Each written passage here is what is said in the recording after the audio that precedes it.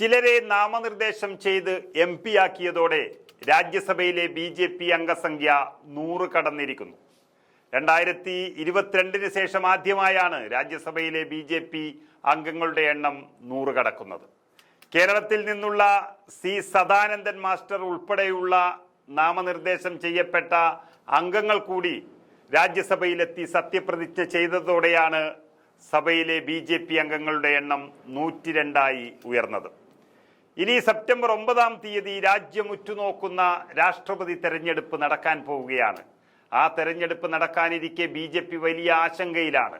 ആര് പാലം വലിക്കും, ആര് പണി തരും എന്നറിയാതെ BJP കഷ്ടപ്പെടുന്നതിനിടെ രാജ്യസഭയിൽ അവരുടെ അംഗസംഖ്യ ഉയർന്നത് അല്പമെങ്കിലും ആത്മവിശ്വാസം നൽകുകയാണ് BJPക്ക്. 2022 13 രാജ്യസഭാ സീറ്റുകളിലേക്ക് നടന്ന തെരഞ്ഞെടുപ്പിന് പിന്നാലെ BJPയുടെ രാജ്യസഭാ അംഗങ്ങളുടെ എണ്ണം 97 നിന്ന് അന്ന് 101 ഉയർന്നിരുന്നു. പിന്നീട് BJP വീണ്ടും താഴോട്ട് പോയി. BJPയുടെ രാജ്യസഭയിലെ അംഗങ്ങളുടെ എണ്ണം 99 കുറഞ്ഞിരുന്നു ഒരു സമയത്ത്. എന്നാൽ ഇപ്പോൾ നാമനിർദ്ദേശം ചെയ്യപ്പെട്ട അംഗങ്ങൾ കൂടി സത്യപ്രതിജ്ഞ ചെയ്തതോടെയാണ് വീണ്ടും 100 കടന്നത് 102 മാറിയത്.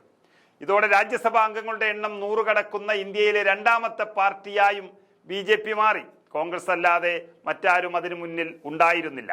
1988 90 കാലയളവിൽ കോൺഗ്രസിനാണ് ആദ്യമായി രാജ്യസഭയിൽ 100-ൽ കൂടുതൽ അംഗങ്ങൾ ഉണ്ടായിരുന്നത്. പിന്നീട് എത്രയോ വർഷം കോൺഗ്രസ് 100-ൽ കൂടുതൽ അംഗങ്ങളുമായി രാജ്യസഭയിൽ ഭരിച്ചു. നാമനിർദ്ദേശം ചെയ്യപ്പെട്ട 12 അംഗങ്ങൾ ഉൾപ്പെടെ 240 അംഗങ്ങളാണ് നിലവിൽ രാജ്യസഭയിലുള്ളത്. 5 അംഗങ്ങളുടെ ഒഴിവുകൾ ഇപ്പോൾ നിലവിലുണ്ട്. ഏതായാലും BJP നേതൃത്വത്തിലുള്ള NDAക്ക് ആകെ 134 MP-മാരാണ് നിലവിൽ രാജ്യസഭയിൽ ഉള്ളത്. ആകെ 240 MP-മാരാണ് ഉള്ളത് എന്നിരിക്കെ 121 അംഗങ്ങളും എങ്കിലും ഉണ്ടായാൽ ഏത് ബില്ലും പാസാക്കിയെടുക്കാം എന്നുള്ളതാണ്. അങ്ങനെ വരുമ്പോൾ BJP സഖ്യത്തിന് 134 MP-മാരാണ് രാജ്യസഭയിലുള്ളത്.